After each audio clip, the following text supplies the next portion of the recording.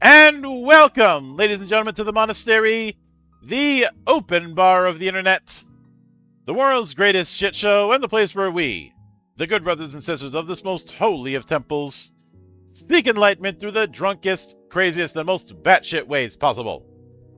I am your one and only gaming monk, better known as Mildra, and with me I have a newcomer into the temple, creator of the Aeons of Adventure RPG, which will be launching its basic set on Kickstarter much later this year. The one and only Tiny Workbench. How you doing today, man? Or this morning in your case. Yep, it's morning right here. Thank you for having me. And by the way, my name is John, and from Tiny Workbench. I'm the creator for Aeons of Adventure, and I'm also an artist, illustrator, and concept artist. Oh yeah. So, a tradition around here, aside from the drinking, is opening up with the humble beginnings, the origin story, if you will. Depending on who you ask, the villain origin story, especially for GMs, because all GMs have some degree of villainy in them, even if we say we don't. So walk me through your introduction to role-playing games and what made it stick. All right, so I have been formally I've only been playing TTRPGs for like 7 years or so, about 2019. But I've been playing role-playing games as a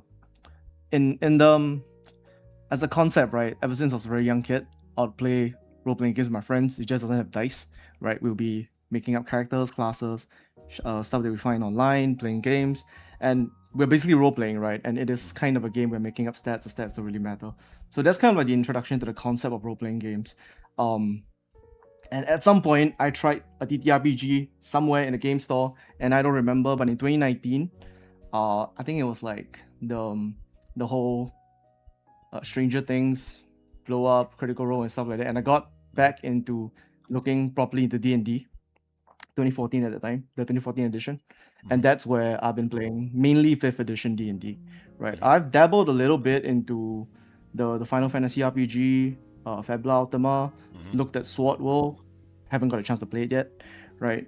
Pathfinder as well, but that's my background in TTRPGs. Yep. And now there's some things I've said about Fabula Ultima. I know a lot of people throw that name out there, but I will note I am glad that we're seeing more and more console RPG in tabletop form from various folks, because I never want a Shadowrun situation where one game is representative of an entire way to play role-playing games.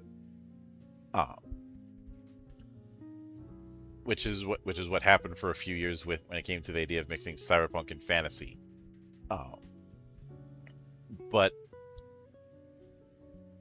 now with that in mind, with Aeons of Adventure, was it a case where the idea had been kicking around for years, or was the idea a little bit more recent? So we started playing around with the idea of Aeons of Adventure about 2 years ago, I think. So the main concept about it was actually trying to create specific class fantasies, because I would want to make a character in a TTRPG, right? And I would struggle to mechanically create a specific class fantasy I'd like to play, right? So an example I'd like to give is, let's just say you want to play like a Ronin style, like cloth armor wearing samurai, like katana wielding kind of character. Kenshin. You would have to bend, yes, exactly, right? But you'd have to bend quite a couple of rules to make it mechanically or like strong within a system, or just play it in a very like hand wavy role playing way. So we wanted to create a system that would allow you to encapsulate like what exactly you would like to create in a class fantasy without having to kind of take the shitter on the balance, right? So that's the baseline, the genesis of the system, right? And on top of that, we wanted like a very tactile, physical game. Like I'm not someone who likes to play on VTTs. Personally, I find that it doesn't feel as good. It's always better to play in person. So I like to have like physical items. I like character sheets. I like combat grids, battle maps, minis, and stuff like that. So We went with cards, and cards was one of those things that personally I like as well. I love play card games like Vanguard, Yu-Gi-Oh, Duel Masters, you name it. Hmm. Probably played it when I was younger. Yeah. So that was the second thing. Hmm. Which, and one of the things that drew my attention was going with a 2d6 system. And since you brought up studying Sword World, I'm wondering if that was an influence in going with that as Oh your yeah, core yeah, mechanic. definitely. Yep. Oh, So one of the things about Sword World is that Sword World is based in Japan, right? For people oh who are yeah. not familiar with it, I'm Hmm. pretty sure the guys watching you probably know. So It's not like Sword I've World been being doing based a in Sword Japan. World podcast for the last year. Right, right. But Sword World based in Japan, dices that are not D6s are pretty hard to find, right? And Hmm. that goes further than just Japan. Most of Asia is pretty difficult to obtain a dice that is not a D6, Hmm. right? Of course, you could order them, you could buy them, you could ship them, but generally, if you want like an average person on the street to play with a dice that is not a D6, yeah, tough luck, right? So that was one of the reasons that we decided to go with a 2D6 system. Hmm. It's simply more accessible. If people would like to download the rules, download the cards in the future when we have them online as a digital edition, they can just easily try it out, right? There's no need to go and find the dice here or that thing right over there. But the other thing is that I like the 2D6 system because it's a much simpler and smaller number, right? Like having played with multiple tables, people struggle with basic math quite often. So having a smaller dice makes it quite easy. Yeah. And if I'm being honest, everybody's got some measure of a D6 in their house, and if you don't, Oh, yeah. there's a very easy solution, and this is one that I would use for game books for years. Draw numbers on the sides of a pencil. Just a basic ass number 2 pencil, which anybody who is at any school anywhere ever probably had at least one of those. Yep, it's really accessible, right? Like just having a D6. Mm-hmm. I mean, and I think one of Two Little Mice's projects had a pencil add-on that you could use as a dice alternative. So there is precedent. When I would play solo games like Lone Wolf or similar game books, I would use that because I didn't want to lug around a dice, even if I'm only using a couple of them. Well, I mean that's true, but I wouldn't really recommend rolling a pencil because you're gonna damage the leading side. I mean, it's not ideal, but as the saying goes, when times are hard, even the devil eats flies. That's true. But I definitely was able to see some of this Sword World DNA and some of the things you had mentioned. The other thing that I really saw with it was the mastery system. Because I've Yep. talked about this on the Swordforged Worlds podcast, but Sword World does not has classes in name but not in practice. The classes in Sword Yep, World are akin to exactly. skill packages you are spending XP on. And some of those will have a horizontal and vertical effect in terms of what you get out of them. And others, well, you're picking them to get a certain thing, and it also means what's known as Gish characters are stupid easy to make. Yep. Sword World class system was definitely something that was a big influence upon the mastery system, Mm-hmm. because essentially, right, masteries are kind of classes in name but not in practice, as you mentioned.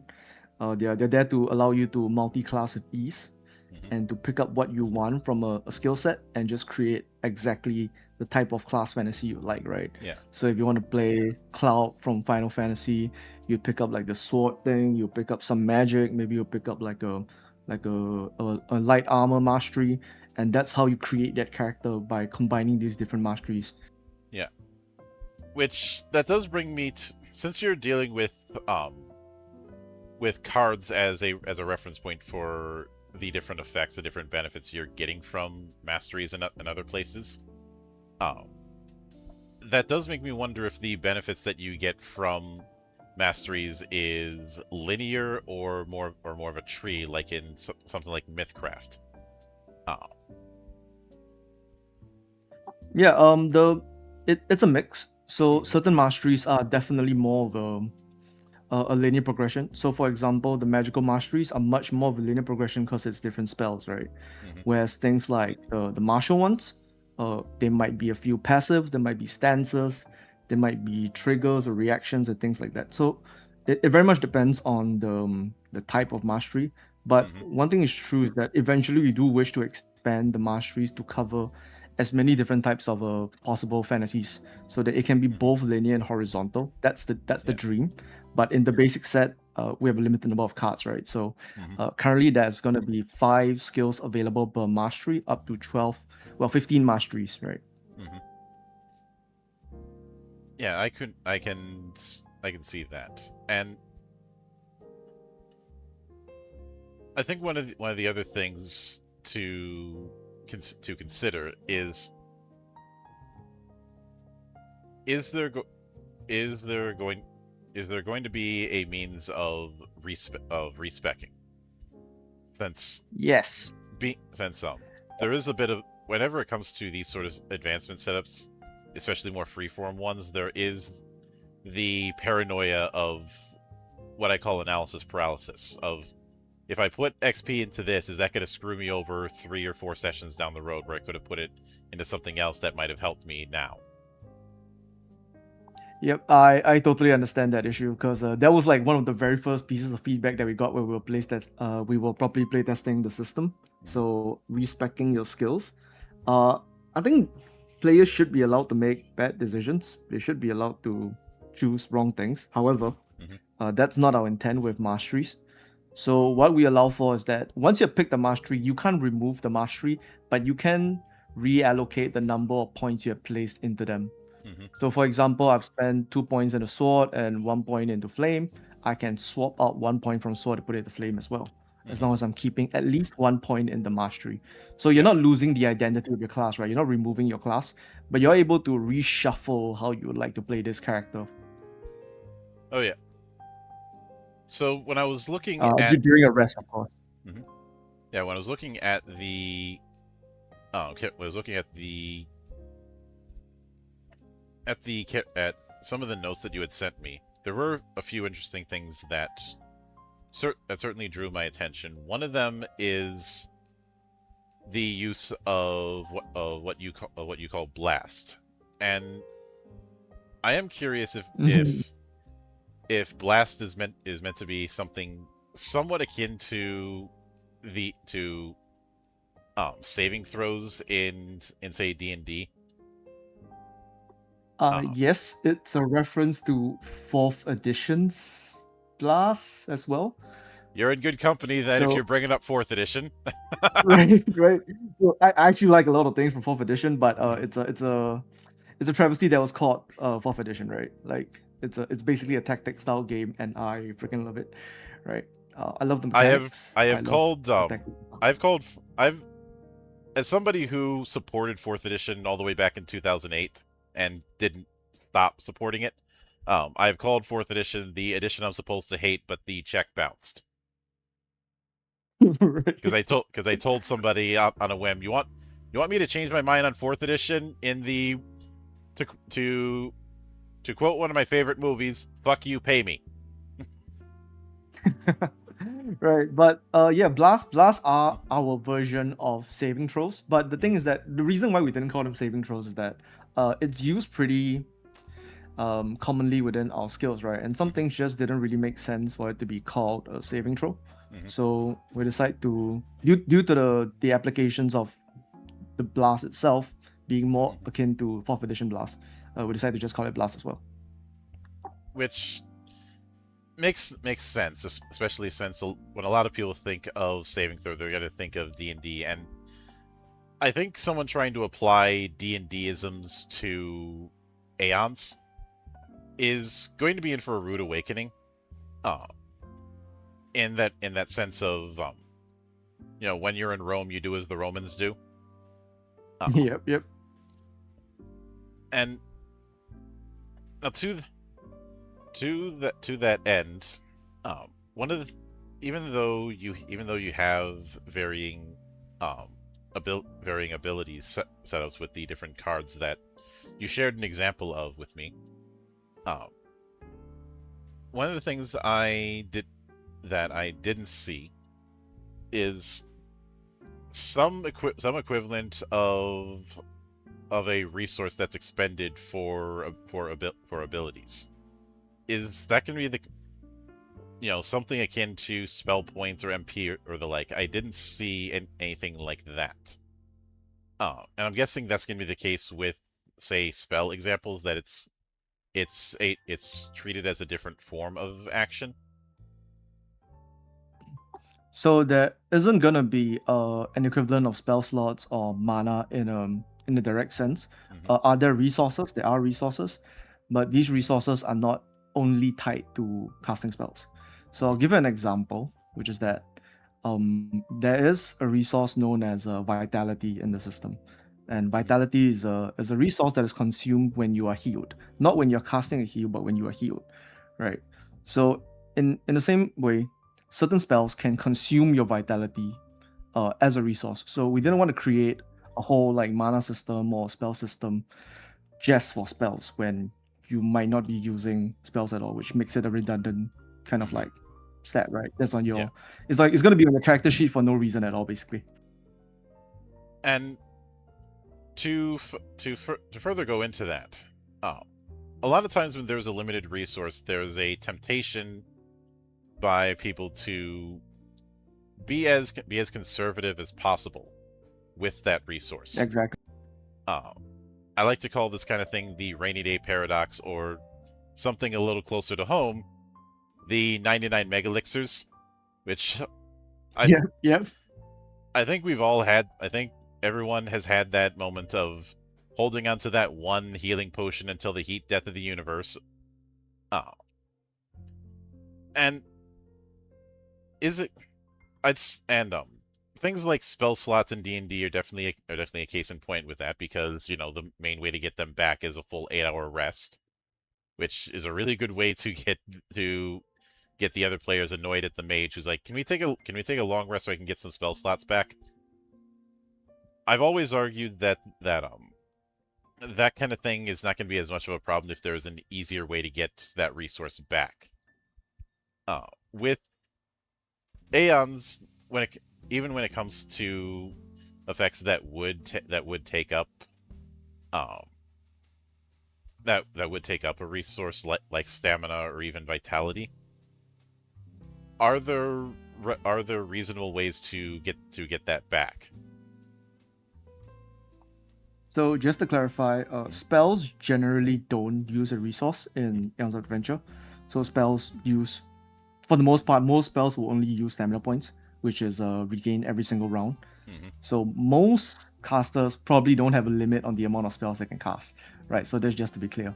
But when it comes to certain more exceptional spells, that's the time when it consumes resources, and those spells depends, right? So Vitality as a stat is regained whenever you take a rest. It doesn't have to be a long rest. It can be a short rest. It can be what we call a camp rest, which is resting outside, right? There are ways. You can also spend more Vitality than you have and go into a negative. It will give you a debuff known as a fatigue, which has very bad like detriments to it. So it's done at your own risk, right? So if you want to cast more than you can try, sure, right? But that's our way to kind of let players more freely cast a spell, right? We don't want exactly what you were talking about, which is that players are holding on to the resources. We want them to spend them whenever they can. Like, you pick the spell to cast it, right? Like, why are you holding on to this resource, right? So that's something that as you mentioned just now, like, that's an experience that I've personally had playing a lot of like Final Fantasy JRPGs. I'm holding on to elixirs and potions that I'll never use in my life, right? So I might as well just let you use them, right? Like, what's the point of me designing this thing if I'm never going to use them? Yeah, there's definitely been those, and when I looked at the sample sheet that you provided, one thing that drew my attention was the way you have weapons set up, and I'm guessing that when it comes to successes and great successes, different melee and range weapon types will have different effects that they will have on. Yep. I'll go one step even further. Every single strike has a different great success and critical success effect. Mm-hmm. So it's all individually designed. That I can certainly get. And because of that, it very much feels like this is a system that is built for more active play rather than always encouraging defense. Yes, exactly. Which would certainly fit a game that's trying to channel console style RPGs. Now this is somewhat answered, but one particular issue that's happened in fantasy games for as long as I can remember is martial characters getting the short end of the stick, and it sounds like that's not going to be the case here. You already mentioned sword as a mastery, but I am curious if other melee weapons have their own masteries. Yep. So not every single weapon archetype is going to be available in the basic set, but the goal is we will hit pretty much every single weapon possible, be it fist weapons, be it hammers, axes, everything. Right. That's the goal. So we try to where we can, we will consolidate them. Right. So for example, the sword mastery is actually known as blade arts. So you don't need to just use a sword; you can use axes as well. And in the future, perhaps we might do something else in which axes also fall under that category.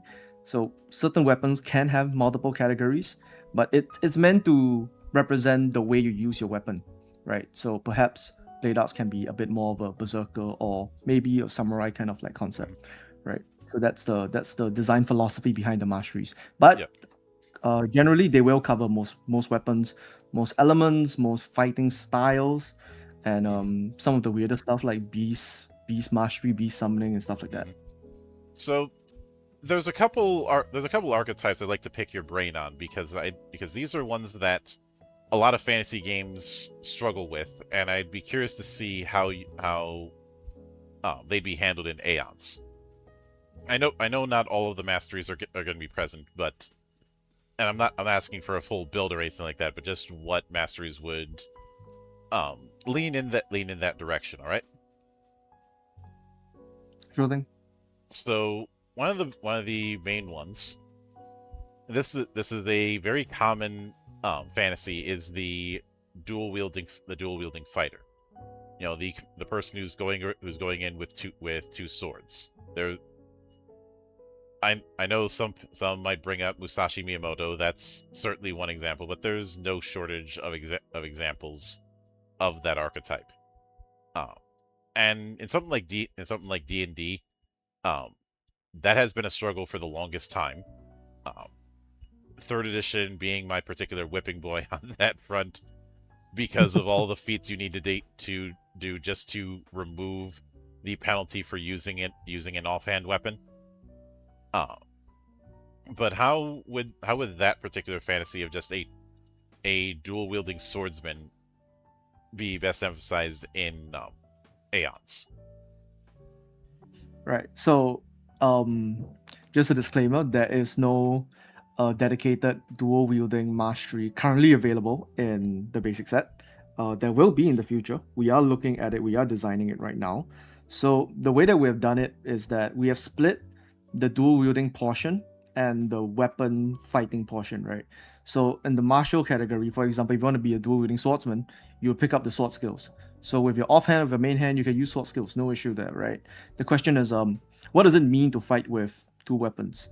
And that's where we have a separate mastery for that, right? Which means you are trading one of your 3 mastery slots to focus on dual wielding, and you're trading mastery points, and that means you have less skills in your swords, right? But by having a separate mastery for that, it allows us to kind of focus on, okay, You could do it with 2 swords, you could do it with 2 hammers, you could do it with 2 axes, you could do it with 2 anything basically, right? And you can still use the relevant skills from the original masteries. So that's how we'll go about doing that, right? So basically, it's a separate mastery that amplifies your main weapon skills. So in this case, sword skills, right? This could be in the form of allowing you to make an additional sword skill attack. This could be passive, it could be active. We're still in the midst of designing that, but that's the direction and the design philosophy that we're doing with these kind of like supplementary or specialist mastery skills. We call them specialist masteries, right? This would be in the same category as berserking, or perhaps the inspiration mastery, which is kind of like our bard equivalent. And bards have been another class that's had its own cursed history, but that's another story.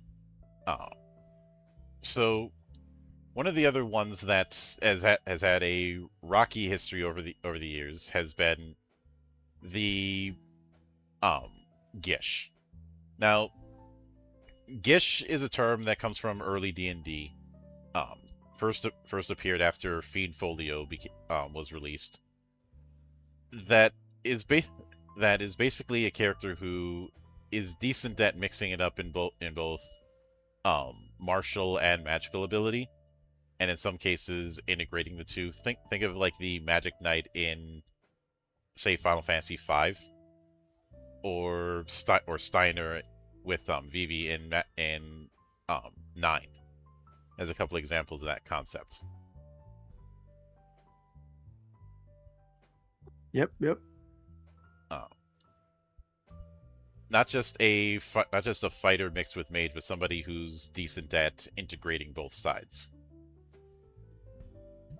Right. So like a spell knight, right? Like a magic knight. Mm-hmm. Right. The Gish concept is kind of like our measuring stick or our benchmark as to whether or not a mastery has made it.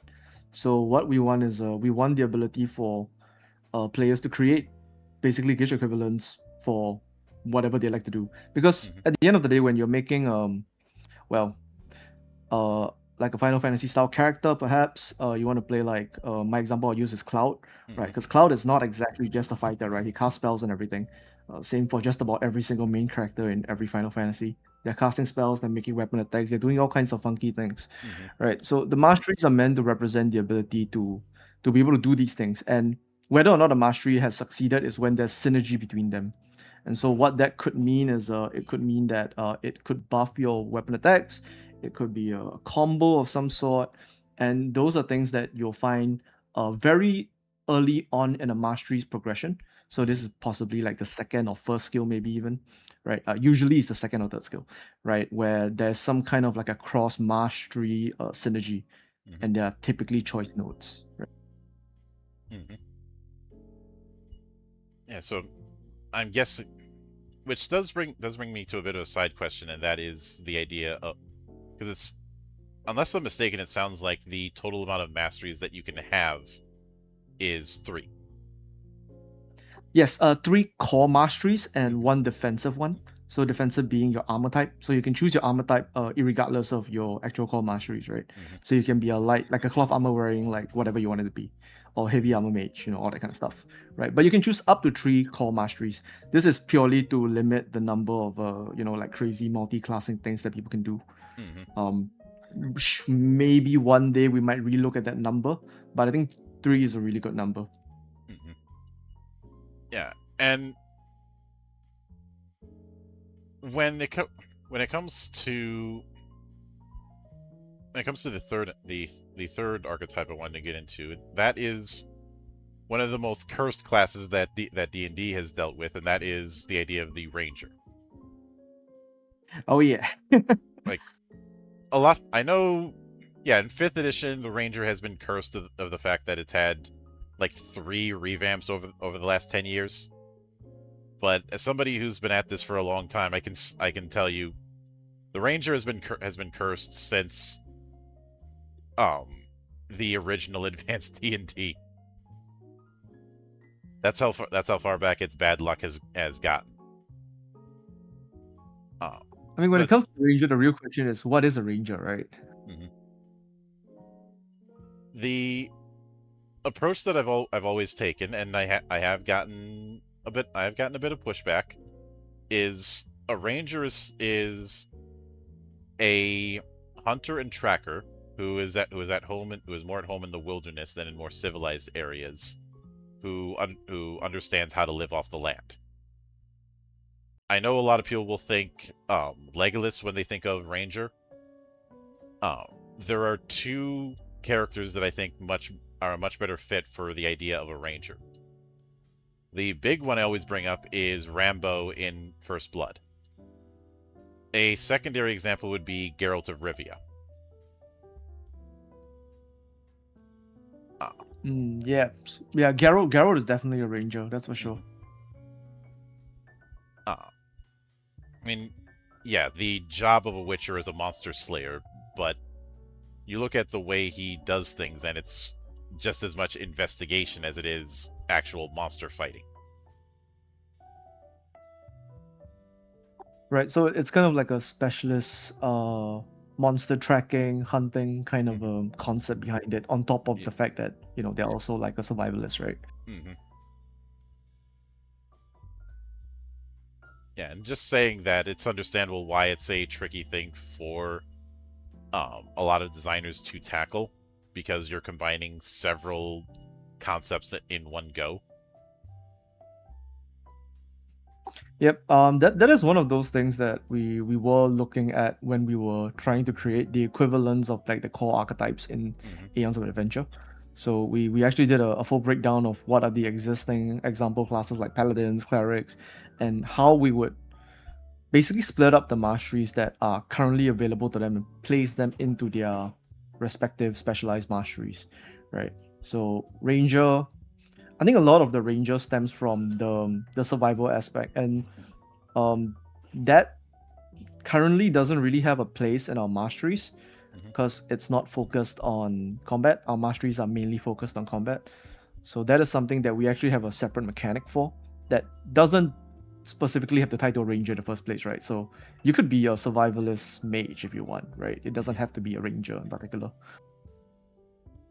Oh yeah, I can certainly see that, and I'm actually glad that when it comes to the whole expertise part of what you had shared with me, I'm glad that that's there instead of a traditional skill list, because I remember those really offensively long skill lists from some of the games that I saw in the 90s. That is something I don't miss. Much. Or you've probably seen characters who have like 15 different knowledge skills for things that are so situational they're barely ever going to get used when dungeon running. Yep. And instead just having a general knowledge and having that be more abstracted is, I think going to save designers alike so many more headaches. Regardless of setting, like imagine trying to do that sort of skill list that I mentioned when you're dealing with a modern or futuristic setting that can have so many different trade skills. Yeah, so when it came to expertise, right? Expertise is one of those mechanics that it was, as you mentioned, there to replace the skill system in traditional TTRPGs, and we wanted it to be more open form for multiple reasons. The main reason being that I don't like tracking skills, and my players don't like tracking skills either, and they forget that they have skills all the time. So we decided to be like, okay, whatever matches your background or realistically makes sense to be in your background, you can have as expertise.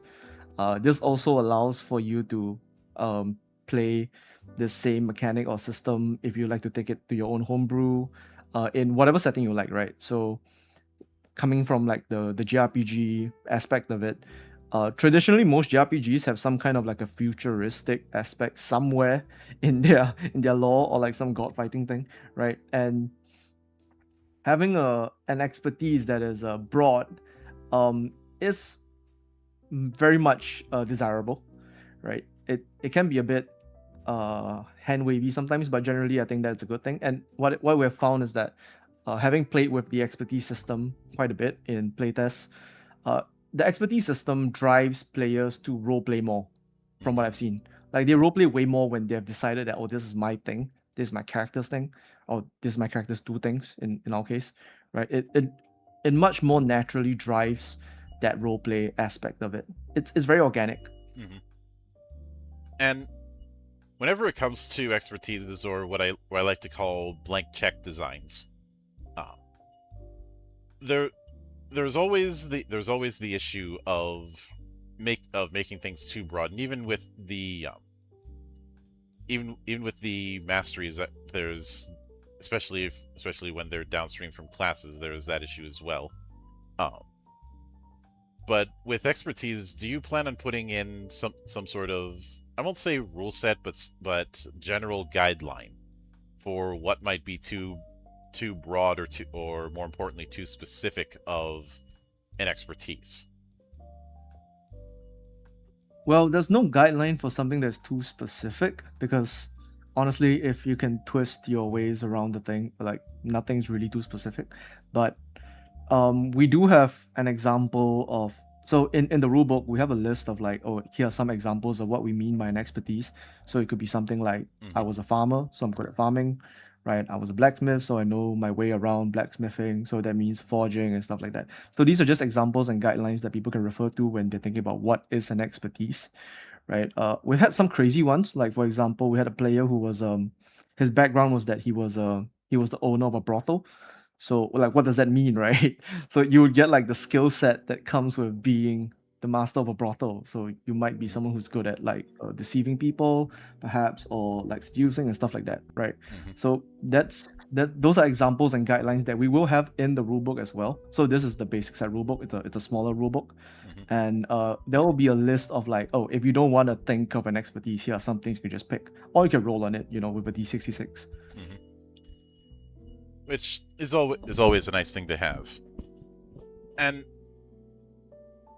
one of the on the other hand, when it comes to that sort of broad or specific with masteries, now obviously I have to put myself on a minor pedestal with this and bring up my game, Legend Edition, in something of a parallel, because in both that or in Sword World or in this, since effectively multi-classing is expected, if not encouraged, there's the, instead of having one class, you have versatility through the collective of masteries that you end up picking, or in my case is the job tracks.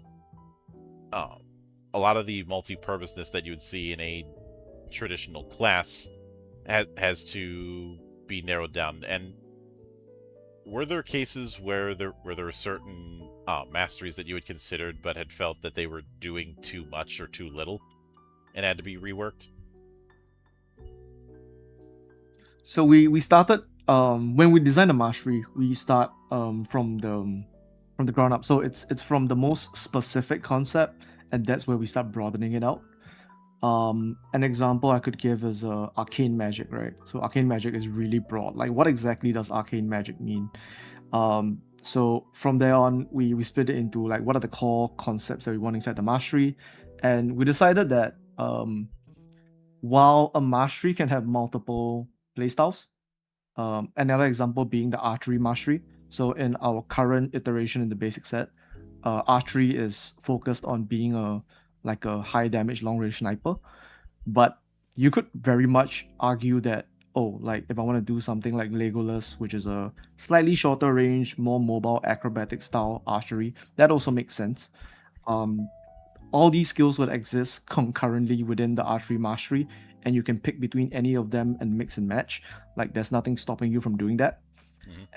But that's our philosophy towards it, right? So you could have different fantasies of the same mastery within that mastery for you to mix and match. We're not really stopping players from doing so. If they come up with something that's OP, good for them. Like, sure. I'm nothing against it. I'm okay with players being OP. I mean, if you're playing a TTRPG, sure, right? Yeah, people are gonna find ways to bend or break it. Oh, Yeah, exactly. Like multi-class, like 9 classes in D&D, like same thing, right? like pun is inevitable. Oh, okay, maybe pun is a bit of an extreme example. That was the case of someone saying, "Okay, I know busted builds are a thing, but how can we? Is it possible to make the most busted ass build possible?" And then he did, and then someone did. Or in fourth edition, there was the infamous Orcus Slayer incident early on because of one daily power that a 2-weapon ranger could have that lets them hit again and keep doing it as long as they keep rolling hits. Yeah, you could see how that could spiral out of control, right? Yeah, eventually it got eroded that you could only do it a certain number of times, but uh, somebody did that to do a build that one-shotted Orcus, who was one of the highest level enemies in the first volume of the Monster Manual for fourth edition in one turn. Um, hence the nickname Kenshiro Orcus Slayer became the thing, which is kind of funny because, like I said, Rangers have been a cursed class, and then fourth edition comes along and makes them absolute nightmares. Yeah, And I think that's more of an issue of putting really good powers very early on in the track. So that is something that we had to be careful with, which was putting too many of the high synergy powers at level 1 or 2. mm-hmm. Some just have to be at higher levels due to the amount of power that they come with. Uh, and that's something that we have to design around, right? Mm-hmm. So it's the question between going your typical class track versus a horizontal like point by kind of skill by design. Yep. Now, when it comes to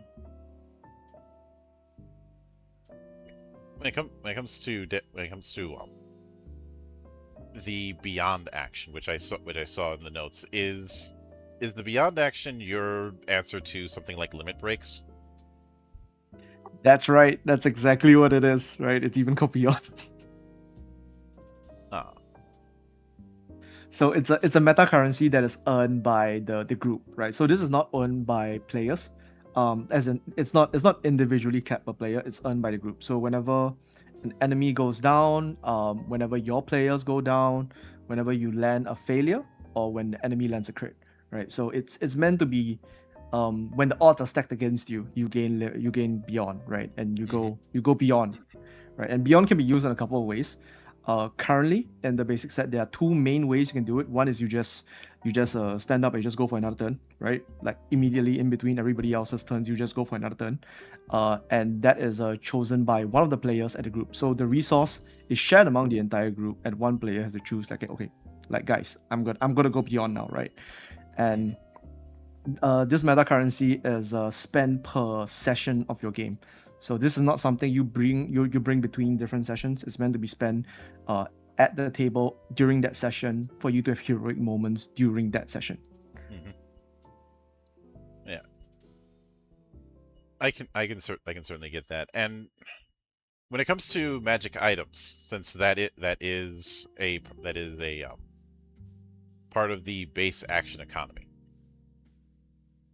is it a, with using them that's still using the same action points that everything else is using, but when it comes, is it a case where magic items will have like a suite of potential actions that they can do, or are a lot of them going to be one-offs? So magical items in AoA are split into two main categories. We have what we call like relics or artifacts. These are items that you're only meant to carry one of per character, simply because they're build altering, right? They are gameplay altering, and there are a bunch of magical items that you can just carry around. So you can think about these are like the equivalents of your rings of resistance or your belts of strength or your consumable items, right? These are not things that you have to attune to, basically, right? So those are kind of like two main categories, and generally every item has its own interaction with multiple skills. So these are items that affect a broad range of things. This could affect all your strikes, it could affect all your blasts, it could affect maybe all of your sword attacks, things like that, right? And it changes the way that you go about even picking your mastery skills and stuff like that, right?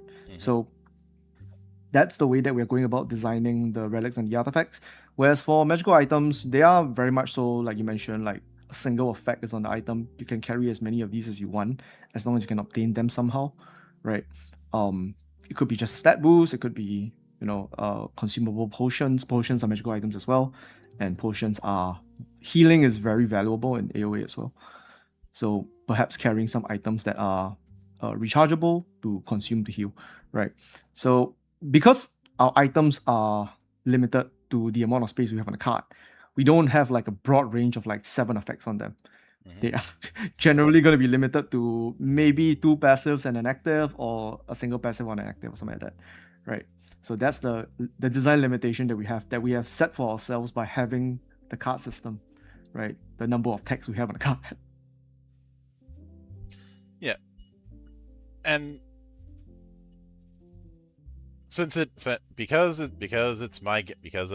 my name and because of who I am, this is a question I do inevitably have to ask. But would in the future it be possible for someone to do a monk build? Oh yeah, absolutely. If you get the basic set and you're gonna GM the thing, there's some sneak peeks into what a monk might look like. But it's not available as a player mastery for the basic set currently. Yeah. Because I would say it's a bit more of a complicated mastery that we have currently being developed. It's very much so influenced by the old school monk in Final Fantasy 14 specifically. Yeah. Yeah, which is built. I've described that monk as akin to a deck builder because it is built around action rotations. I mean, rotations are going to be a thing in MMOs in general, but with the way it has this expanding rotation through greased lightning and some of the effects therein, I can see the foundation, but now. Well, when it comes to like the grease lightning thing, we have to be careful of like having too many calculations and debuffs at the table, because that is something that we are trying to eliminate. We don't want too much tracking. That's okay to have a little bit of tracking, a single resource or whatnot, right? But more so the stances concept in 14, right? Like cool stance or purple stance and stuff like that. Oddly enough, the Swordmaster in Warhammer Online did a similar thing. In fact, it beat it by a few years.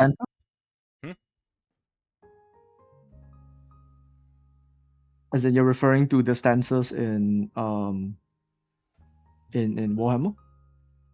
In the Warhammer MMO, Age of Reckoning, the High Elf Swordmaster had a similar stance rotation. Okay. But one of the things I've brought up elsewhere is the importance of deciding whether or not you have or don't have a setting. And while I'm not expecting the basic set to go into the full setting, I'm assuming everything is built with the idea that there is a specific world that Aeons of Adventure is built around. Well, yes. So, Aeons of Adventure, the basic set is set around the setting is known as Corinthia, right? It's a world where the main kind of villains or enemies of the world are colossal monsters. So that's another core concept in Aeons of Adventure, right? Which is we want to make the ability for you to fight kaijus cool. Like, because fighting a Tarrasque is the most anticlimactic thing ever. So, like, mechanically, right? Like, the concept is cool, the role-playing is cool, but mechanically, fighting a Tarrasque is terrible. Fighting large creatures in other TTRPGs are terrible if they don't come with their own kind of systems for colossal monsters. And so, the setting is designed around fighting colossal monsters in particular. And so, in the basic adventure, you do get to fight more than one colossal monster, in fact. And So colossal monsters are like, imagine like Godzillas and stuff. yeah. And as somebody who I remember when Attack on Titan came about, and there was discussion on that. There was a project called Reach of Titan that tried to delve into that, as well as another project called Relic, which both of those projects never fully saw the light of day, unfortunately. Uh, but when it comes to doing that kind of fight of a Colossus, that has to be a set piece in and of itself a lot of times, and it sounds like what you're doing is that there is um a slightly separate rule set for combat when it comes to Colossus, because they're meant to be the focus instead of just being another monster. That's right. So colossal monsters are basically mini quests. Every single colossal monster is essentially like a set of things that you have to do to beat it, or conditions that happens, or all things that happens every round, minions that spawn with it, and things like that. So that's what a colossal monster comes with, like in terms of stat blocks and rule sets and stuff like that, right? But in general, we have a separate rule set for set piece boss monsters known as fate breakers. So they are there to break the fate of your players, right? So this is not limited to colossal monsters. This could be like a boss gnoll. This could be like an important NPC.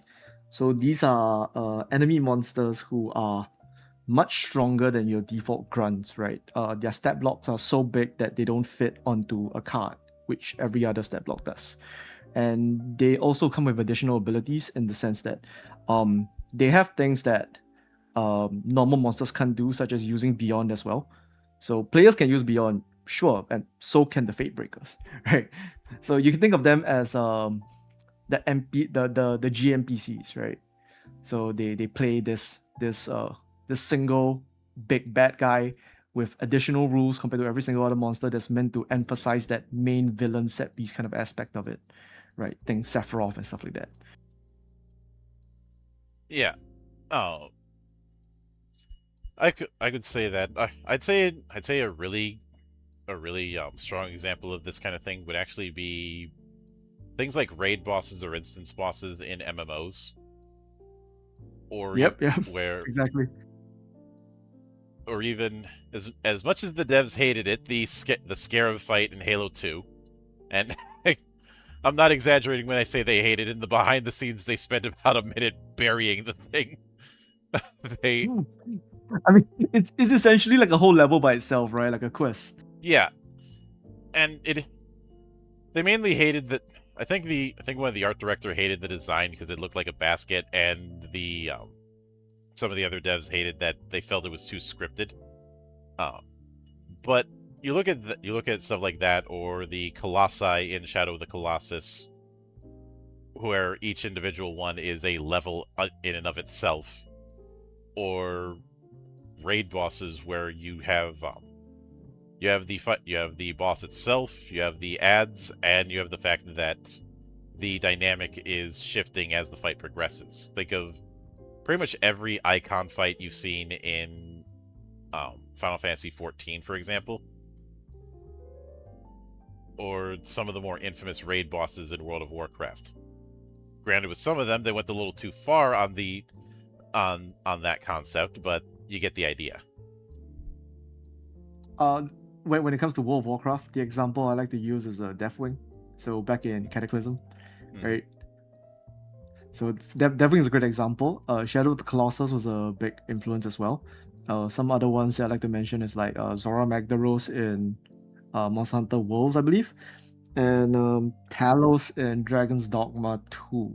Yeah, so these are all big creatures that when you play them on a video game, it has to be scripted because of the way that development is, right? Like you can't really make it too freeform, right? But in a TTRPG, that's out the window. You can just give them a set of rules, and as long as they follow those rules, these large creatures can do whatever the hell they want, right? As long as like, oh, this guy has this amount of HP or armor on this, he does these skills, he has monsters, he's this big, go ahead, do whatever you want with it, right? Destroy a town, right? So we're giving them like levels like mini levels, right? To just slap onto a situation and totally wreck something up, or maybe even set two different colossi against each other, which is it's a cool idea, right? Like the whole kaiju versus kaiju or Pacific Rim concept.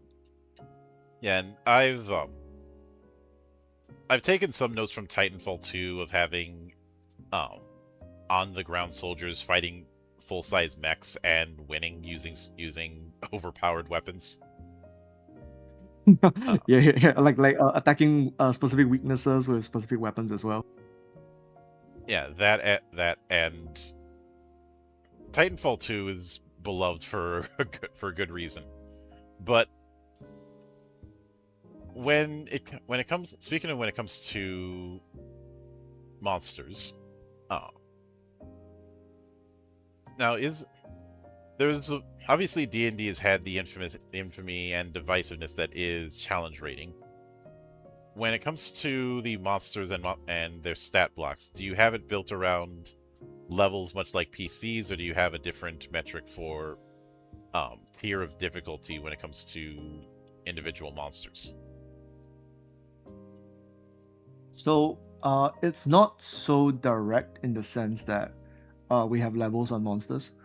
The way that we do it internally is we have a amount of points, right, that is based on our recommended level that is not on the stat block. So we do not put this information on the stat block because it can be a bit misleading, right? So you have a number of points and you place these points into a couple of stats. So that could be their attack, that could be their defense, HP, evasion, movement speed, and stuff like that. Right. So that's how we balance it internally. But generally, I am not a big proponent of balanced monsters. So an example I'll give you is that I don't think that having a level 1 wolf and a level 5 wolf is very good. I think that's not very wise. If you want a wolf to be badass, just make the wolf badass. And if he looks dangerous, he's dangerous, right? And one thing you also notice is that players don't scale as hard as they do in D&D in this case, right? So they don't scale as hard as they do in D&D. Your power level is kept pretty early. It's based around the variety of skills that you have. So the numbers you're going to achieve is not going to be super amazing, right? Which means that we don't have offset by having a party. That's right. So not just having a party, but having specific synergies that you can achieve with your party and with the different masteries. So we don't have to create monsters that are like ginormous, like HP sinks, like just a big stat block or meat shield, right? We can instead give monsters passives and then just because they take on the same stamina point system, right? Monsters are more often than not going to be very deadly if they are used in a smart or tactical way. If you just want to hunt down the wizard and take them down, you can very easily do so as a game master. And so we don't really balance the monsters around level in that sense.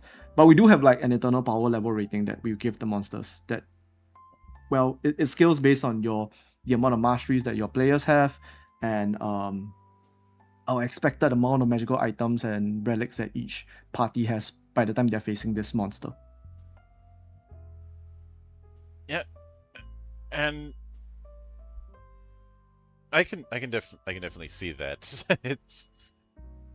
it's one. I remember in 2000 when the whole challenge rating thing was introduced, and I even back then I pointed out an issue, which was it was assuming a balanced party of 4. Yep. And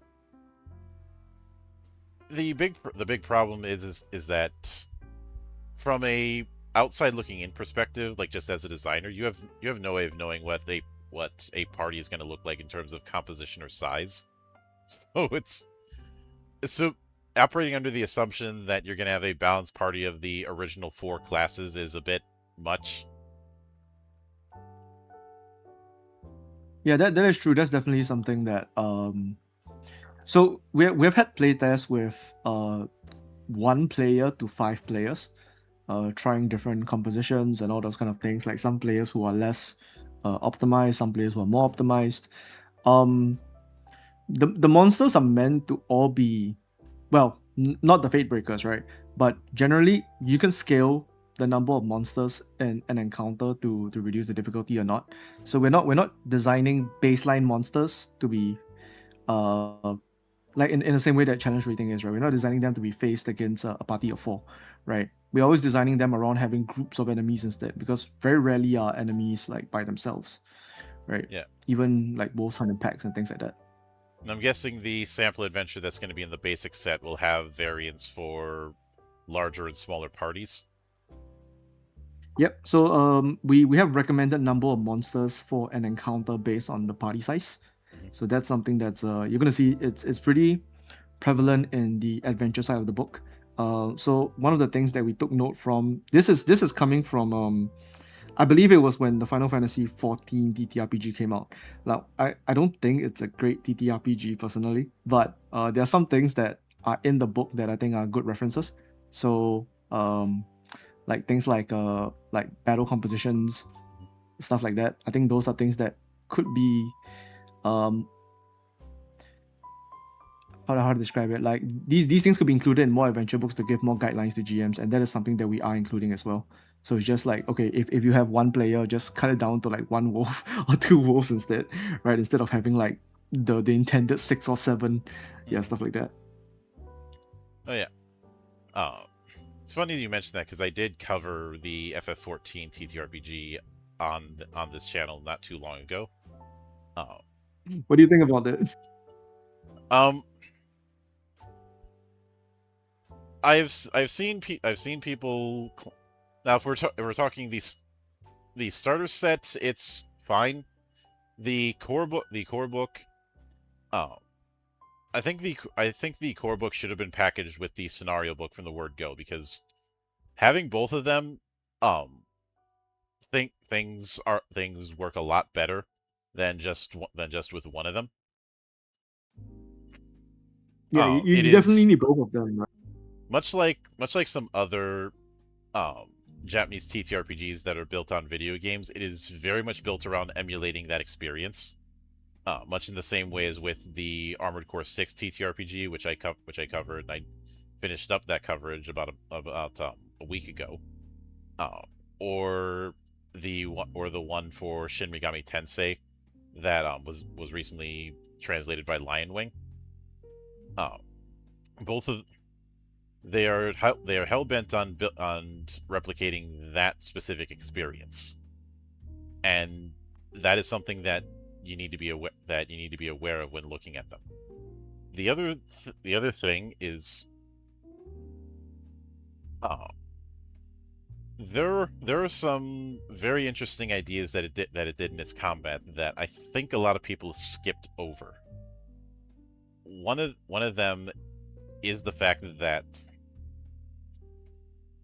the way its action economy works is very, very combo friendly for every character. In fact, it outright encourages combos through the major and minor action approach that it does.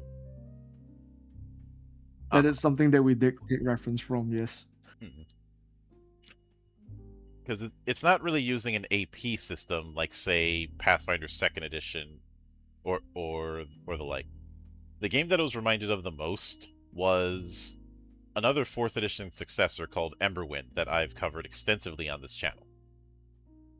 And I know some have said that it lacks role-playing mechanics. That is a critique I will take seriously when someone can actually define what is meant by that. Otherwise, it just sounds like words. And yeah, that is true. That is true. It's a case. I think some people got the idea in their head that this would be used to it's more interested in role playing in the MMO rather more than anything else, and I think a lot of people missed that part. Me personally, there's a lot of stuff that I like, but I do think it was a misstep to not have a digital version of the core rules. And yeah, I found that the rules are very like they were trying to emulate the MMORPG a little too much. This in is the sense that standard. at some point certain things, yeah, but it becomes difficult to run, right? Like as a GM, like you have to start tracking too many things. I didn't really have that problem. I think there's a bit of unlearning of habits, especially since there's the common habit of only having one action, like one move and one action in a lot of games. But and I'm not going to say the game is perfect, and if it's one of those things where it's doing this specific thing, and if and it's a take it or leave it situation. Uh, I have seen some people compare my work to that, which I don't think is fair because we're not doing the same things. Uh, but the big issue that I had is I think instead of doing the game master and scenario book as sometime later, they should have been in like a two book set. I've had the same problem when say D&D decides to not have the player's handbook and GM's guide and monster manual be released in a package at the start, instead staggering them over the course of months. Uh, but that was my take with it. I'd I think the other reason I was reminded of Emberwind was because of the whole using 10 level increments instead of individual levels. Um, Emberwind has 4 tiers instead of a level system. Uh, Yeah, I mean it is essentially like a tier system, right, rather than an actual level system. yeah, and it does it does make for I think it's one game that I could see being used as a gateway in the same way Dragonbane is an excellent gateway. Um, some games are very much built for one-offs, and you do see a lot of games built for one-offs or episodic or single session affairs in Japanese tabletop quite a bit. So I think the fact that I had a different I think I had a different perspective because I had more experience with some of the habits of Japanese TTRPGs. Uh, but Yeah, the limitations in Japan when it comes to playing TTRPGs are quite different from, well, the West, right? mhm, So that it's much more difficult for them to get a game. It was the same reason why we designed the adventure book the way that it is right now, which mhm, is that they're designed kind of around episodes in a sense, and each episode is meant to be cleared in a single session yeah, of about 3 to 4 hours roughly. So that's the it is a single adventuring day essentially, right? Or two, up to two. and I've always structured my sessions like episodes of a TV series, anyways, uh, because it's an easy framework to use in both the short and long term. Uh, it certainly didn't hurt when I learned about things like Kisho Tenketsu. I know it's got I know the 4 act structure, and I know it's got other names, but I'm mostly familiar with the Japanese version of it. Introduction, development, twist, and conclusion. It's like a short version of the hero's arc. Uh, if you've seen those 4 panel comics, 4 comas. That is the bluntest Yep, version yeah. of that framework. Uh, but with that in mind, I know you said that you prefer physical. You're not a big fan of digital, but the question's going to get asked inevitably. It probably already has in your server. But are you planning on looking into virtual tabletop support in the future? Yes. So even though I say I'm not a big fan of digital. Yes. There is a digital version. You can get a digital version. When you buy the physical version, it comes with the digital version as well, which Mhm. is the pretty much the digital version of everything inside the physical set. I think, yeah, just about everything inside the physical set you'll get a digital version. As for VTT, That's a tall order for a very small group of us because we only have three people in the company. Oh yeah. Eventually, I hope so. I hope we can get there one day. Yeah, I don't blame you on that since I've gotten asked that question on my own work, and I've made clear I do not have the coding skills to pull that off anymore. The only reason we have VTT support on some form is because other people in my community have have taken up the slack, which I am immensely grateful for, because I remember looking on Fiverr to see if I could find somebody who could do it, and the prices on that were a bit much and a bit sketchy, because it seemed like they were Yeah, just doing it's rough. custom D&D sheets, which doesn't work for me at all. And yeah, I realize I realize trying to do a full interactive character sheet on, say, Roll20 or Foundry is not going to be easy. But yeah, I think when it comes to virtual tabletop, importing all of the assets are not too difficult for our system, and just rolling 2d6 is also pretty simple.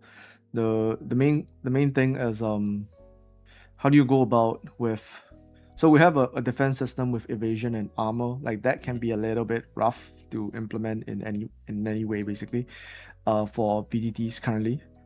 And the other thing is in terms of digital like creation tools, we are looking at a card creator first, because we want players to be able to create their own cards, their own masteries, their own items before they really fully jump on into like like emulating everything on VTT. So that is what we're looking for ideally after the basic set. which that certainly makes sense. Now, with that in mind, what are you shooting for as far as a release window for when the Kickstarter is going to launch? So the goal is in the fourth quarter of this year, so that's like September onwards.